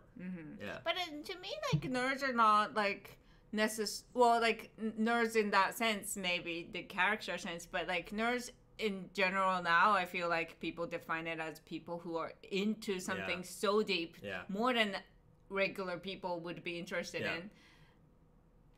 in general. So like it's just it doesn't take anything away from you. It's just like you're into something, and we're also interested by that. It's like, oh, you're interested in and you went that far to like study this. And now everything's interesting, whether like whatever your hobby is. People like they also don't really look down on that. Like I might not be into it as much as you, but like, hey, I've got this friend who's really into pens, like loves pens. He can tell you everything about pens, and you could be just a regular observer and be like, oh, that's very neat. Interesting to know that there's the whole world that I don't know about. Yeah. Nicholas 971 about John Cena. You have to watch the show Superhero TV. You have to watch the superhero TV show called Peacemaker. It's awesome. All right. I have not watched... we haven't watched any new TV in a long time. It's pretty much Seinfeld and Simpsons at this point. Like, we'll watch an episode with our meal and, like, that's it. But, yeah, new TV. I appreciate the recommendation. I don't know if we'll get to it, but we'll I'm interested in what kind of things this is. Peacemaker. A lot of people seem to like Peacemaker. Okay, maybe we got to check it out. Somebody was asking about hemming. Rao MCG, and then the more responded correctly. Naked Famous will hem your purchase to whatever length requested to make your shorts. So if you do want us to make shorts, you can purchase any Naked Famous Denim jean. Just let us know what inseam you want, and we will make them shorts for you. No problem. BD, just watch RoboCop again. Good recommendation. Just watch RoboCop. Always watch RoboCop. I would like the RoboCop jeans would be cool. What would that be? I don't know, but I want them. OCP jeans. OCP guys. How does it go? There we go. Risa made me my OCP coaster here. She chain stitched it. Love RoboCop. It's a good logo. It's a good logo. It's a good logo. It really is. I really appreciate a good logo. So if we made RoboCop jeans, maybe this would be the embroidery probably. Yeah, I want to get the gun from RoboCop, the Auto 9. They make replica like airsoft guns here, like really accurately, and they have one, and it's the RoboCop gun's humongous. It looks cool. Anyways, I still want to buy it. Are the Naked and Famous exclusives still in stock? Going to New York City for the first time very soon and plan to visit the store. That is a question from Mr. Austin. I'm presuming Mr. Austin. I probably shouldn't have presumed anything, but Austin asked, are they in stock? Check in with the store. Give them a call before you come down. The measurements are on the website, so you can kind of figure out what size you need. Give the store a call. Let them know that you're coming down. When you're coming down, they'll hold them for you, or they'll let you know if they're in stock. We are planning a restock. I know there might be some sizes that are sold out. We are planning a restock for the fall. We did just get the skateboard, so we have the skateboards on Tateyoko. New York has an extra style with the Empire State logo on the board that is available exclusively at the New York City store. You can only buy it online. So yeah, there's two exclusive styles. There's two exclusive items at the New York City store, and then by the summertime we should have the Montreal Tateyoko exclusive selvage coming. I don't have the sample for that yet, but it's going to be a lot of fun. C. Sanchez, the Life Aquatic selvage. Oh, I would I would love to do a Wes Anderson. Yeah, a Wes Anderson collection would be great. Oh, yeah. Man, if we could make like Jean of 5 top movies. Yeah. Okay, we got to do it. Zulkaren, I'm gonna say this wrong. I'm just gonna call you Zulk. Hi from Singapore. Hello from Singapore. Hello from Japan. Welcome to the live stream. I'd like to go to Singapore again. I haven't been in a long time. I have never been. Yeah, hopefully when these borders open up a little bit easier. So I'll hop, skip, and a jump over to Singapore. Okay. Zim the Fat Dog writes, how about one day online New York jeans? That's going to be an in-store only. I like that as an in-store only jean. When we made the video for the New York City jean, and I think I explained it pretty well, but the reasoning behind it is because I want there to be something special at the shop. When there's so much, when you travel, when you go to all these places wherever you are in the world, nowadays, because the world is so kind of small, you could buy whatever you want online. It's so hard to say, hey, I bought this when I went to my trip here. And it's like, well, I guess I could just buy it online too, you know? I wanted to have a memento, you know? And, you go to New York, there's all these, I love New York t-shirts and things like that. You get all kinds of souvenirs, but, a nice kind of premium souvenir, something to show that you made the trip, you took this travel, and it's something you could take back home with you, and you can appreciate saying, like, I know I got these jeans, and that they're special because, we don't make as many of them, but you could only have got them if you visited. Yeah. So. And also, it's kind of nice. Not right now. Maybe, things are changing, but it's I understand that traveling now is a little bit hard, but I think it's a good thing to want to go and travel because of, I'm sure there's a lot of reason to want to go to New York, but anywhere else. But if we could even add to that a little bit, I think it means, very special things. Yeah. So that's why it's going to stay. That's why it's going to stay a New York exclusive. And it's. Yeah. You just have to go. You gotta come visit. Everybody's gotta go to New York someday. Yeah. Someday, everybody, you gotta. That's on everybody's bucket list. It must be. You must make a trip to New York City. It's the center of the universe. It really is the center of the universe. What goes on? And it's a very easy place to visit. Yeah. No matter where you are, there's a flight to Yeah. New York, basically. That is true. Yeah. It's like not every city has a direct flight. From New York everywhere in the world. New York and London has Yeah. probably the highest number of direct flights. Yeah. So make your way out there. Visit Naked and Famous Denim NYC. Then you can do all the other stuff. Statue of Liberty. I've never been to the Statue of Liberty. I have when I was a kid. I've only, windy. It was like, I've never been to the Statue of Liberty. I've not done a lot of touristy things in New York. Mm-hmm. Just roaming the streets and, Empire State Building. No. I've never been to the Empire State Building. Rockefeller. Nope. Whatever. I've been to the MoMA. Like, Guggenheim? don't even think so. Yeah. No, definitely haven't been. I've been to the MoMA, but like I just like being there. I like being around, going to the shops, eating. Central Park? Never been to Central Park. I've been to New York a million times. It's one of those things where like if it's not near the venue. Yeah. Like we go for the venue, like 'cause we do a trade show there all the time, so we go to New York a lot. But like after the shows, it's always like go to dinner, go and hang out, and it's always like that's what I like about New York, Anyways, we took the ferry one time. Yeah, we took the ferry. There was a boat cruise one time that we did there. Mm-hmm, we saw what's it called? The Statue of Liberty from that. Yeah, right. I've never been on that little island. Yeah. Is New York the same but broken twill as the offshoot? No, it is. It is its own unique fabric. They're still running here. Looks like we're reconnecting. Okay, hopefully that was just a little hiccup. But I think we're back. Looks like we're back. Okay. We should be fine. Yeah. Okay. Refresh helped it. Okay, it looks like we're back on track, everybody. Sorry for the little hiccup there.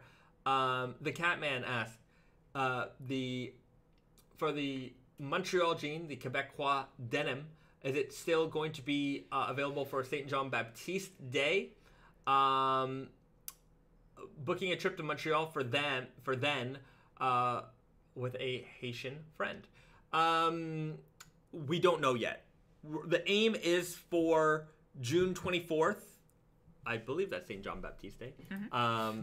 It is June. Okay, so that's the aim for the release. I'm not 100% certain that we're going to hit that target, so I'm not confirming it as an actual release date just yet. Also, our store won't be open on St. John Baptiste Day because no stores are allowed to be open on St. John Baptiste Day. So it'll hopefully be available around then. Stay tuned for confirmation. It was a sweet remix loop for a second or two. All right. Looks like we're going. Thanks for everybody who stuck around or hit that refresh button. If you left, well, hopefully you're watching the rest of it on the replay. Zim the Vet Dog, bowling alley jeans yet? I don't know if we make bowling alley jeans. I don't know what that would look like exactly. I kind of have an idea what it would look like. Like that light blue kind of polyester look. We'd have to have a matching shirt. That could be kind of cool to make a bowling kind of get I would up. like to make a bowling shirt. Yeah, proper bowling shirt. Yeah. The Naked and Famous, me, Risa, and Brandon.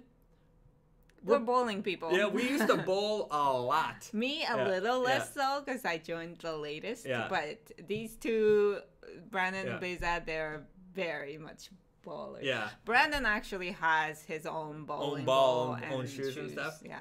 But we used to go at least twice a week for a long time. Yeah. And everywhere like we traveled, we ended up bowling. We'd bowl in Japan, we'd bowl in Germany, everywhere, New York, everywhere. Yeah. Like anytime, like we, sometimes it's like we go for dinner, and I was like after dinner, okay, everybody, we're going bowling, and we would have like all like the fashion crew like at a bowling event. It'd be kind of fun. BD, Beza and Risa, what's the best thing you did this week? Happiest part? What's the Oh, best this thing is a good segue Yeah. because we got the bowling game. Not bowling. Oh yeah, game, the but Wii sports game. Or not Wii And- Sports, Switch Sports. Yeah. Yeah. And we played some bowling games Yeah. on that. Yeah. That was fun. Yeah, I dusted off the old Switch. Yeah. And yeah, we gave that a try. Yeah. Was that the best thing that happened to us this week? Let's see what happened this week. Man, my week has been mostly sitting right here in this chair. What has happened this week? Just work. I went to see my grandma. That was Mhm. cool. I think that's all I did outside of work Yeah, this week. that's it. So maybe Switch Sports was the highlight. It was fun because it's like, I forgot how much fun it could be. Yeah, And I want to go real bowling now. that's it. It's been a long time. But yeah, my and Risa's week is right here. It is really like the start of the day. Then yeah, it really our we days really didn't do it yeah. this week. our days end at like 12, 1 a.m., sometimes 2 a.m. And that's Just it. trying to see what I can remember Yeah. what I did. Uh, I didn't do much. Venomous Study Bowling is actually a fun group activity. I love it. Yeah, and Yeah. it's like you don't need to speak to each other to have fun with each other. So it's a good Yeah. international group Oh, activity yeah. too. Xano Child M. Sorry, but I didn't get the Broken Twill New York answer due to the hiccup in the stream. Okay. Oh. The answer is the offshoot Broken Twill and the Empire State Selvage are different fabrics. The offshoot is a much more rigid denim. The Empire State Selvage is made with a Supima, all-American Supima cotton. So it's actually a lot softer. There's a lot more drape to that fabric as well. So totally different fabrics, but same construction. Same Broken Twill construction. Junior, I forgot Switch Sports came out. Did you play the sword fighting game? No. We played a couple of rounds of tennis. I suck at and, it. and a few rounds of bowling. We probably played in total like an hour. Not even. Not even. Yeah. Like. But it's good because like yesterday we had dinner and it's like, okay, before we go back to work, we're just gonna do a couple rounds of bowling, and it's kind of like it's nice. Yeah, it is nice. Nintendo Switch times Naked and Famous, not quite, but you show our little case. Risa times. Yeah. Yeah. We make all kinds of cases. Yeah, Risa made these Nintendo Switch cases. They're pretty good. They're like, I don't know where your Switch is, but yeah, it just goes right inside. Risa, this one was really cool. So Risa took a whole bunch of denim, bleached it, did like this like patchwork block. It's got the the olive drab kind of interior lining, leather strap around here. Works for our Nintendo Switches. Mm-hmm. She made me a laptop case that was similar to this as well. So not an official Naked and Famous Denim collab, but yeah, they're pretty handy. I have some access to scruff denim. Yeah, so Risa can. But if we get Nintendo, we need to do Mario. Yeah. But in terms of collab. Like, yeah, but if we got a Nintendo collab, I think we could make. I don't know what it would. I don't know what it'd be. No, but it has to involve around Mario. Oh yeah, it has to involve Mario. Like if we got a general Nintendo collaboration, like Mario, Zelda, Link, Kirby, Donkey Kong, like. What's Link again? Link's from Zelda. Oh Yeah. Yeah, Kirby, Donkey Kong. You said that. Right? Yeah. Yeah. I think or Peach, Princess Peach, Princess Toadstool, Yoshi. So I would do characters. Instead of specific games. Somebody's asking me for my favorite Sega Genesis game. Favorite, probably Streets of Rage 2. Yeah, that would be my favorite Genesis game. Although I do have very, very fond memories of Mortal Kombat 1, just because I played so much of that. ABAC, ABB, got to get that blood code out there. Everybody needs to know that. But yeah, Sega Genesis, they had the blood code, so I had to play Mortal Kombat on my Sega Genesis. Yeah, there's no way around it. Yeah. Also, the blood code for Mortal Kombat 1 on the Game Gear was 212 down up. I played a lot of Mortal Kombat on Game Gear also. You don't remember your own phone number. I don't remember my own phone number, but I remember that. And I also remember the Mike Tyson code for Mike Tyson's Punch-Out for Nintendo, 007-373-5963. That's like a phone number. That is like a phone number, and it is burned into my brain, and there's no way I will ever forget that code. Yeah. Yeah, there's this sets of numbers in your head that just never goes away. Yeah. Carla Montoya, Bezad, you look like you'd love playing Cruisin' USA at the arcade or at Pizza Hut. Oh, yeah. I mean, to be fair, I liked Cruisin'. I wasn't very good at Cruisin' Daytona. I was never a good arcade car racer game. I played a lot of Crazy Taxi. Crazy Taxi, I actually believe I'm pretty good at. You still play sometimes. I still play it. Yeah. But I was never really good at Cruisin'. But I did hang out at arcades a lot. I showed Risa some of my high school report cards where I was getting 20s and 30s and 40s. And it's because of the arcade. I just would never go to class. I'm sure my mom's watching right now. Sorry, Mom. Yeah, the last kind of years of high school, I skipped a lot of school. Sorry, Mom. Well, at least you remember those codes. Yeah, I remember those video game codes, which are very important, and I'm not destitute, and everything kind of worked out. Everything kind of worked out. Good for you. Stay in school, kids. Okay. Those arcade driving games are also hard. Yeah, San Francisco Rush was another one that I had fun playing. Outrun was such a pain. Outrun 2, the new one. Like the newer Outrun, not the original Outrun, but the AM2 version or whatever. Anyways, the modern Outrun. I loved playing that game. It was a lot of fun. I actually played that in the arcade a lot. Okay. Noob Cybot Denim. What would that be? All black. That's an easy one. Anyway, Mortal Kombat reference. Okay. Okay. A lot of arcade racing game talk is fun. Everyone you know what you guys have in America that you're very lucky that you have is there's this game arcade cabinet, like kind of mini, like not mini. There's a company called Arcade One Up, and they make these like 3/4 size arcade cabinets, and they're not very expensive, like $300, $400 ish.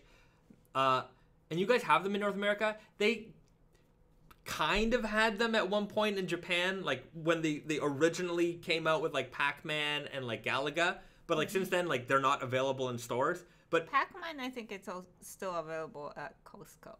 No, I haven't seen it at Costco. Online. Oh, really? Yeah. But in North America, like this company keeps putting out like new arcade cabinets. So like Ninja Turtles, Street Fighter, Mortal Kombat, NBA Jam, like NFL Blitz. I think they have and they have like the sit-down arcade ones too. So they have like these mini sit-down driving. They look so cool. So if you guys have a basement or something, like you can build your own little arcade down there. Especially if you're in the States. Yeah. Most of the states have very big homes. Yeah. Not like Japan. Yeah. Like even if there was some, I saw like on a Japanese auction site, somebody had imported an American NBA like Arcade One Up NBA Jam, and they wanted like more money than like the retail was in the States, but like they obviously imported it, whatever. And I'm just like, I don't know where I would put it.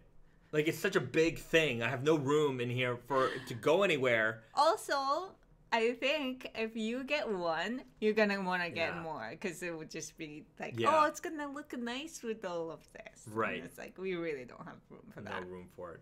Junior writes, the Marvel Arcade One Up is nice. I want that one a lot.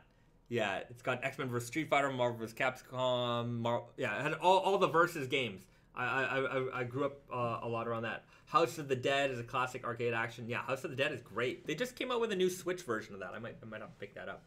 But believe me, I love all those classic arcade games. I grew up there. I grew up in the arcade. You have no idea. You really have no idea.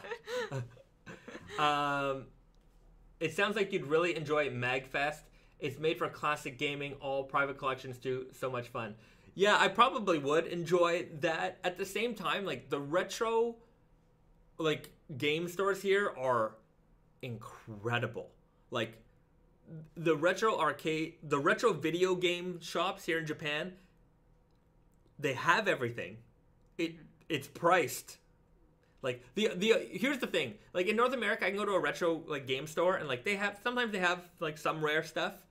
The retro arcade game stores here have everything.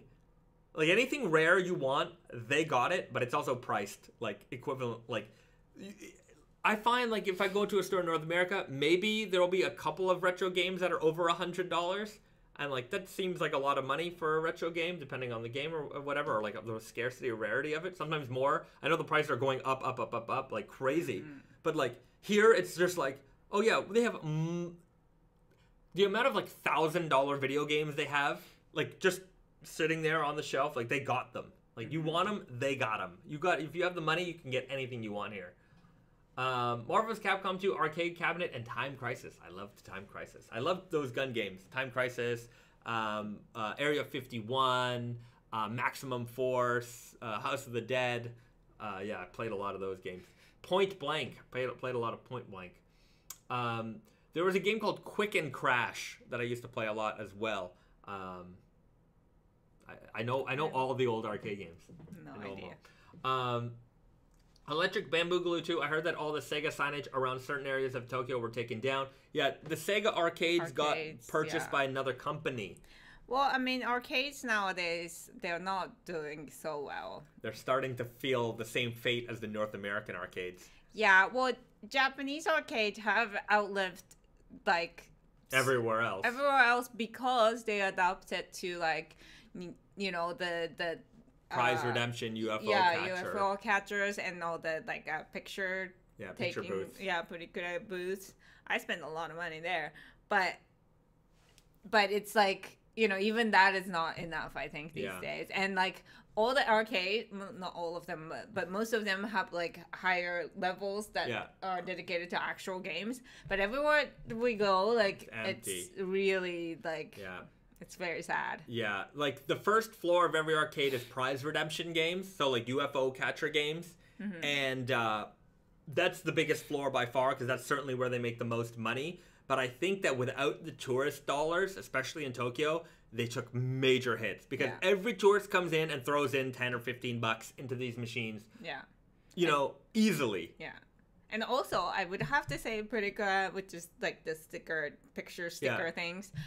The fall of that has really contributed because they spent like there were like so many of them. Yeah, people spend a lot of money on them, but now you can do the cell phone thing, so it's like it has to be. The physical photo just doesn't seem to appeal to many people. Are there any video game rental stores in Japan like Blockbuster in North America? No. There's video. No, you can rent video games. Yeah. Really? I've seen them. Yeah. Oh, okay. I didn't know that you could. It's probably not a big part of their business, but there are video rental stores here, like a lot. Like you can still go to a place and rent like movies, CDs, music CDs. CDs took a hit for a while because they stopped like allowing you to copy. Yeah, I don't know how they did that. I don't know. I remember that and I was like, well, that was like the end of. Like I think the beginning of MP3. So like if you know, I guess like you can just kind of spread it so easily because when it was mini disc age, you can copy it onto your mini disc, but it is still contained in the mini disc, and you can make the copies of that, but it's not like having a file. Yeah. But even with the mini disc recorders here, there seemed, I think. They had a weird copy protection where you can only do a certain, like, you can put the CD in and then you can put the mini disc in and hit record and it would record it, but it would only do a certain amount of them in a certain period of time. Like, so you couldn't do like a mass re-recordings of that stuff even if you wanted to. Anyways. It's personal use. Yeah. Home systems are so hard. Home systems are so advanced, it's hard to compete. Yeah, I think it's just a matter of experiences. Like if you go to the arcade, you're playing a race car game and a thing that moves around. Like, it's not the same as playing at home. I'm sure you could get a system like that, but you know. Also, what's funny, like in arcade, like the hardcore arcade games, like there's like a crowd watching. Yeah. Oh yeah, that was part of the arcade experience. Yeah. You're playing Street Fighter, and like you're on a roll. There's all these people who are around you who are watching, right? Yeah. And learning, of course. Like, I'm the type of person, if I'm playing a game, I want to do it in private. Oh, yeah. But No. I guess it's the social aspects of arcades. And it's like a bragging. Like, if you want to be the man that everyone's watching, right? When I played DDR, I wanted a crowd. I just wanted people to watch me play, show off how good I was. Yeah. Minidisc was sick. Loved my BD. I loved Minidisc. I thought it was a great format. If I purchase a pair of jeans and keep the receipt, can I wear them for next year's Invitational if I don't wear them? I think the Indigo Invitational is basically, they don't ask for the receipt, but they ask for the original. They want the jeans to be brand new. Yeah. So when you register, you got to take a photo of the jeans. So long as they look brand new. Yeah, and they only release the tags that you need to put in the photo, like, I guess a couple weeks before or something. So, yeah. Yeah, so long as it they're be fine. fresh, they're fine.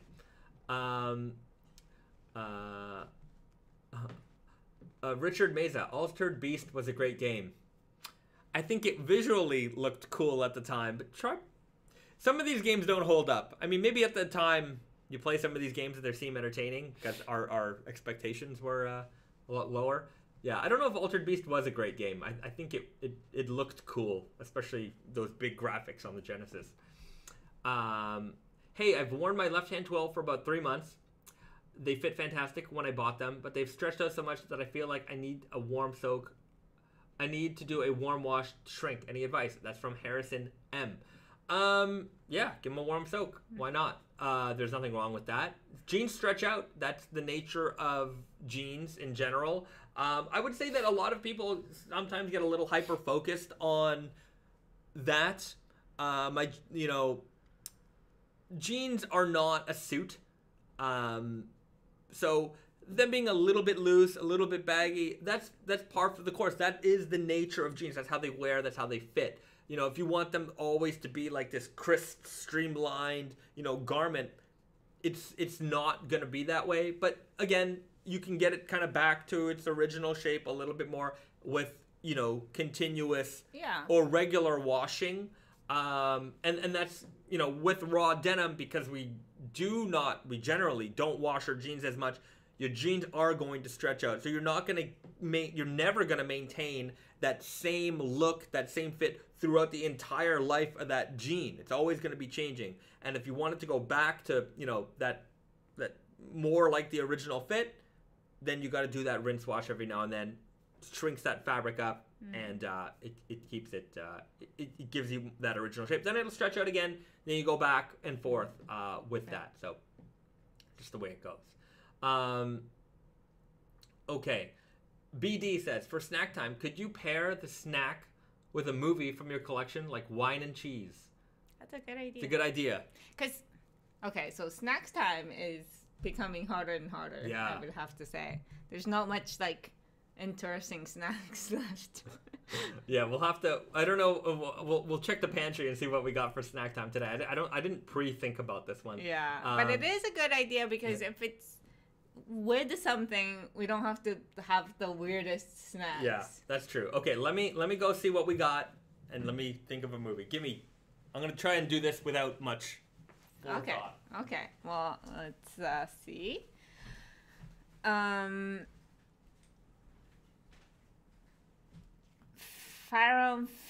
Farrell says, my wife worked 2 days on homemade ramen. She made her own noodles. It took me 15 minutes to eat.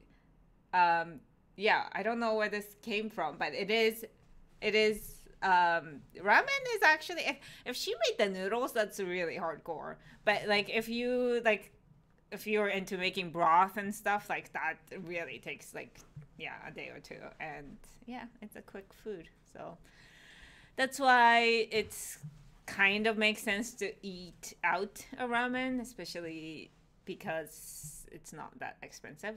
and it's really like I appreciate the time that it takes to make something good, and it's a good experience. But yeah, it doesn't have the good value efficiency.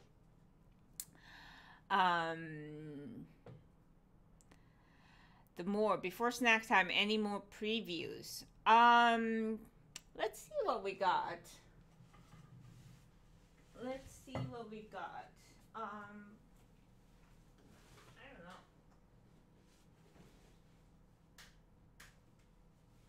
Do we have anything to show? No, we got snack time. We got snack time? Yeah, I think that's it. Yeah, sorry guys, we don't have, but just, I noticed that some people were asking about linen denim in the comments before.